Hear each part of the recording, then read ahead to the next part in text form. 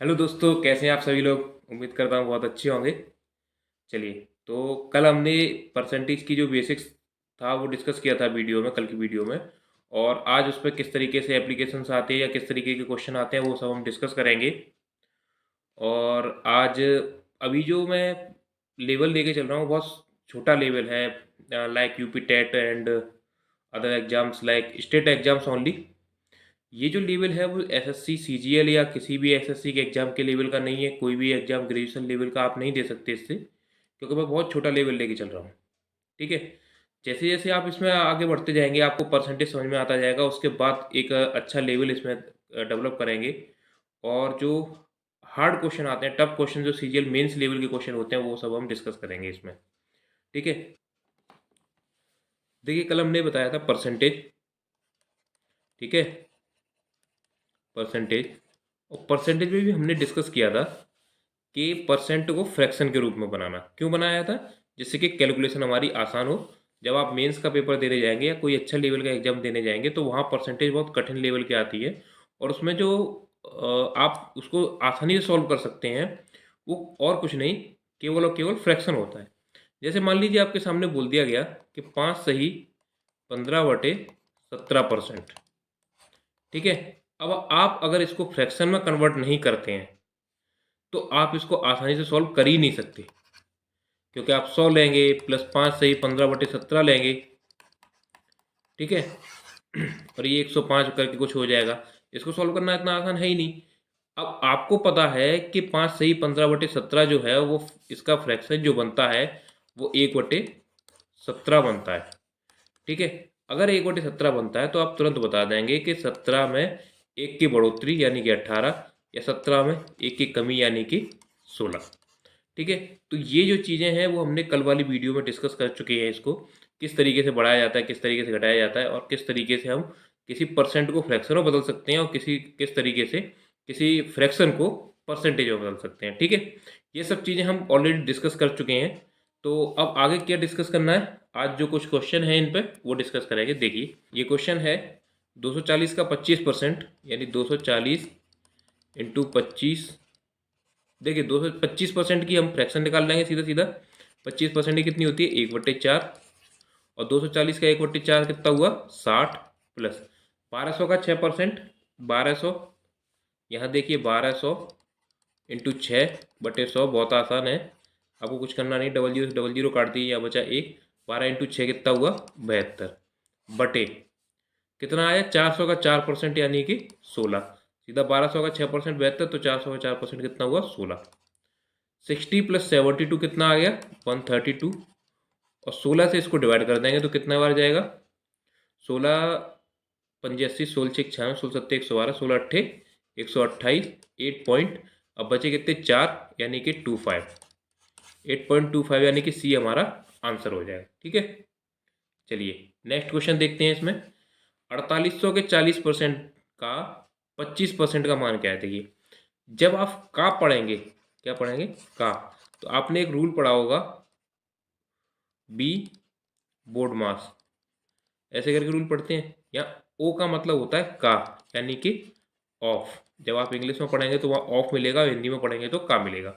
तो का सीधा सीधा मतलब क्या होता है, मल्टीप्लाई। देखिए, 4800 का 40% और इसका भी 25%। तो इसको फ्रैक्शन में लिख लो या ऐसे लिख लो, जैसे आपकी मर्जी हो वैसे लिख सकते हैं, बहुत आसान है।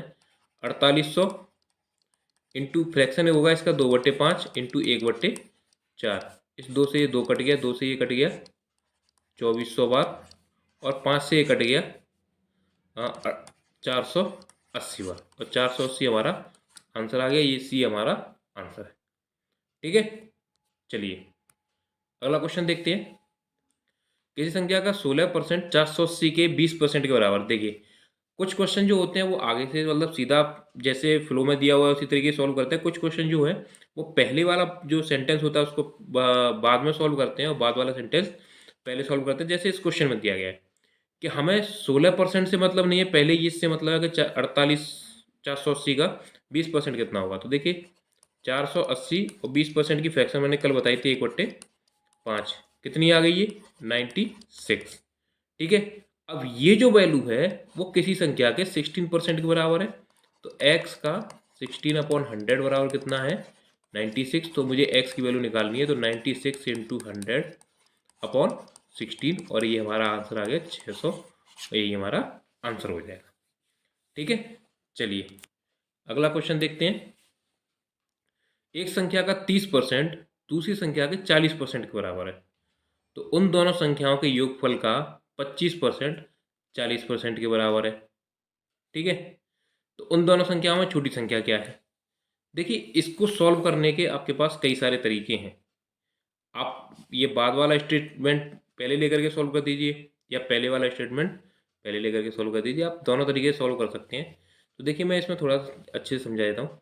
मान लीजिए पहली संख्या a है और दूसरी संख्या कौन सी है, b। अब ये कह रहा है a का 30% बराबर है b के 40% के। डबल जीरो से डबल जीरो कट जाएगा, जीरो से ये जीरो चला जाएगा, और यहाँ से a/b का जो रेशियो आ जाएगा वो 4/3 आ जाएगा। ठीक है, यानी कि a अगर 4 होगी तो b वाली जो नंबर होगा वो कितना होगा, 3 होगा। अब हमें आगे इन्फॉर्मेशन क्या दी गई है कि दोनों संख्याओं का योगफल योग का 25% 420 के बराबर है। अगर वो कह रहा है कि a प्लस b का 25% यानी 1/4 कितना है 420, तो a प्लस बी की वैल्यू यहाँ से कितनी आ जाएगी, इसको मल्टीप्लाई कर देंगे तो ये आ जाएगी 1680। और a और b कितने के अनुपात में है, 4:3 के अनुपात में। तो इसको लिख देंगे हम 4x, फिर इसको लिख देंगे 3x इक्वल टू 1680, और 7x इज इक्वल टू 1680, या x की वैल्यू यहाँ से निकाल देंगे हम, कितनी आ जाएगी 240। अब पूछा क्या है, छोटी संख्या। छोटी संख्या यानी कि 3 की वैल्यू कितनी हो गई 720। ये हमारा आंसर है 720। ठीक है, चलिए अगला क्वेश्चन देखते हैं। एक व्यक्ति अपनी आय का 30% भोजन पर, 20% बच्चों की शिक्षा पर तथा शेष का 60% घर के किराए पर व्यय करता है। उसके पास आय का कितना प्रतिशत शेष बचता है? देखिए, वो 100 रुपये कमाता होगा, क्योंकि जितनी भी वो कमाता होगा वो 100 ही होगा। कितना होगा 100। अब देखिए, अब इसमें से उसने 30% तो खर्च कर दिया भोजन पर, और 20% खर्च कर दिया बच्चों की शिक्षा पर, यानी कितना खर्च कर दिया उसने 50%। तो 100 कमा रहा था, 50 खर्च कर दिया, तो बचा कितना 50 रिमेनिंग है। क्या है, रिमेनिंग। ठीक है, अब वो कह रहा है कि शेष का 60% यानी कि जो रिमेनिंग था ये 50, इसका 60% कितना हो गया 50 इंटू 60/100 बराबर 30। तो 30% जो है वो किराए पर खर्च करता है। अब 50 में से भी 30 इसने खर्च कर दिया, तो बचा कितना है इसके पास 20। और वो कह रहा है कि उसके पास आय का कितना प्रतिशत शेष है, तो कितना प्रतिशत शेष है 20%, और यही हमारा आंसर है। ठीक है, चलिए अगला क्वेश्चन देखते हैं। देखिए, एक ग्राहक सेब की कीमत में 33.33% की वृद्धि के कारण 16 रुपये में 4 सेब कम खरीद पाता है। देखिए, इस तरीके जो क्वेश्चन होते हैं इनको करने के बहुत सिंपल तरीके होते हैं। ठीक है, लेकिन आप बेसिक तरीका जाएंगे, एक्स मान करके जाएंगे तो बहुत लंबा पड़ता है। देखिए, मैं बता देता हूँ कैसे। कि मान लीजिए पहले सेब की कीमत जो थी वो 100 रुपये थी, अब 33.33% की वृद्धि हो गई, यानी कि अब कितनी हो गई 133.33%। और फिर भी क्या हुआ कि पहले मान लीजिए ये 16 रुपये लेके जाता था और एक्स सेब खरीदता था। कितने एक्स सेब, तो एक सेब की कीमत जो थी वो थी 16/x। अब क्या कर रहा है ये कि अब जो जा रहा है तो ये लेके तो 16 रुपये ही जा रहा है, लेकिन सेब कितने खरीद रहा है x-4। ठीक है, तो इसको सॉल्व कैसे करेंगे, तो देखिए पहले 16 रुपये लेके जा रहा था, एक सेब की कीमत थी x, यहाँ से कुछ सेब आ रहे होंगे, और इन सेब में से जब वही 16 रुपये लेकर के इनकी वैल्यू जब बढ़ी तो 100 की जगह कितनी हो गई 133.33। और इन वाले सेबों में से जब ये वाले नंबर घटाए तो मेरे पास कितना आया 4। ठीक है, इस पॉइंट को हटा दीजिए, या और तो जीरो बढ़ जाएंगे। इसको आगे सॉल्व करेंगे तो यहाँ से x की वैल्यू आ जाएगी 1। ठीक है। अब हुआ क्या, कैलकुलेशन बढ़ गई।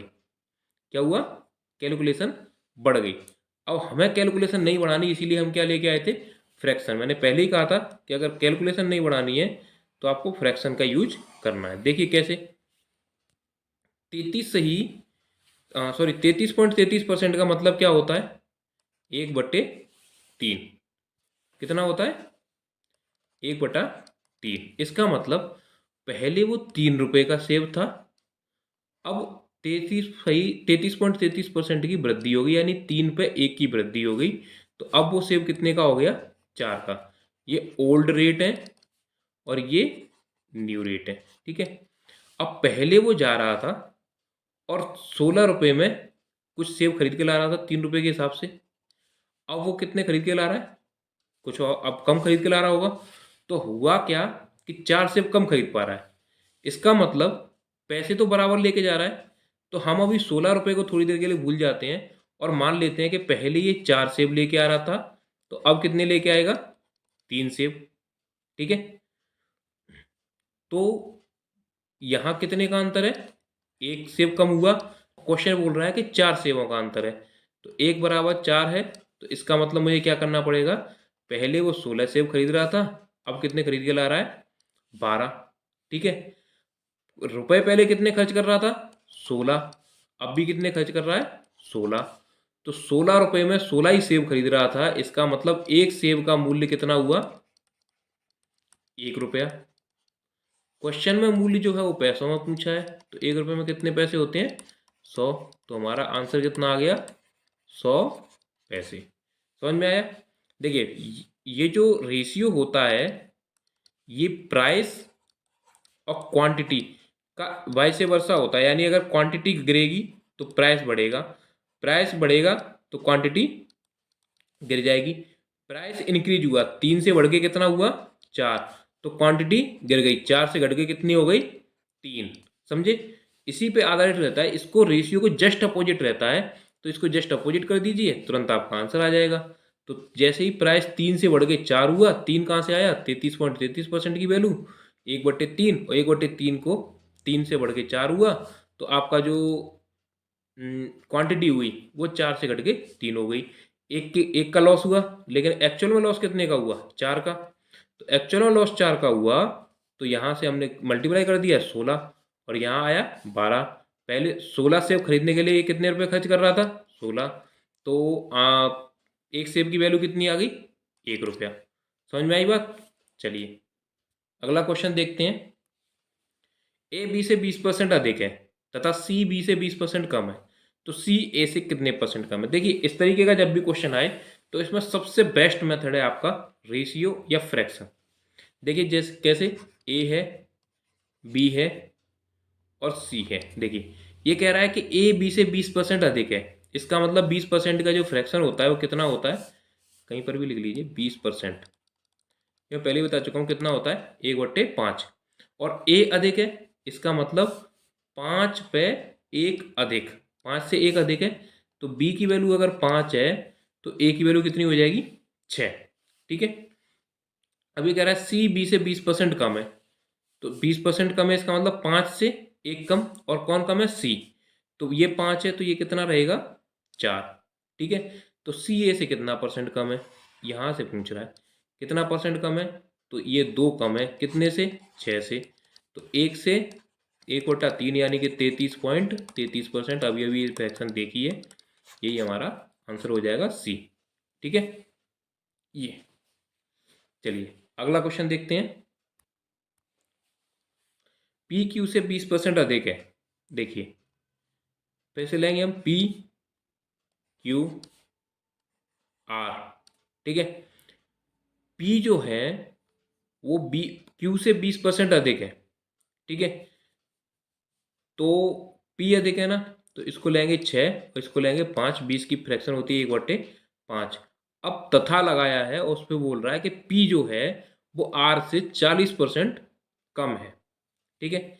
इसका मतलब 40% कम का मतलब क्या हो गया, अगर आर 5 है तो पी कितना है, 3। ठीक है। लेकिन यहां हमने पी को कितना माना है, 6। तो क्या 6 को 3 बना सकते हैं? बिल्कुल बना सकते हैं, 2 का डिवाइड कर दो, लेकिन यहाँ भी 2 का डिवाइड करना पड़ेगा फिर, और यहाँ पॉइंट आ जाएगा, पॉइंट ही तो नहीं चाहिए हमें। तो हम क्या करेंगे, इसको 6 बनाएंगे। कैसे बनाएंगे? 2 का गुणा कर दो, बहुत आसान है। तो यहाँ से हमें पी क्यू आर का रेशियो आ गया कितना, 10 अनुपात वो सॉरी 6 अनुपात 5 अनुपात 10। अब ये कह रहा है Q का मान अगर 150 है, कितना है, तो R का मान पूछ रहा है, तो 150 5 को 150 बनाने के लिए क्या करना पड़ेगा, 30 का गुणा। तो इसको भी बनाने के लिए क्या करना पड़ेगा, 30 का गुणा, और हमारा आंसर आ गया 300, और ये हमारा आंसर हो गया। ठीक है, चलिए अगला क्वेश्चन देखते हैं। चलिए, एक खिलौनों की कीमत 20% बढ़ाने पर खिलौने की बिक्री में 15% की कमी आ गई, तो खिलौनों की बिक्री पर क्या प्रभाव पड़ा।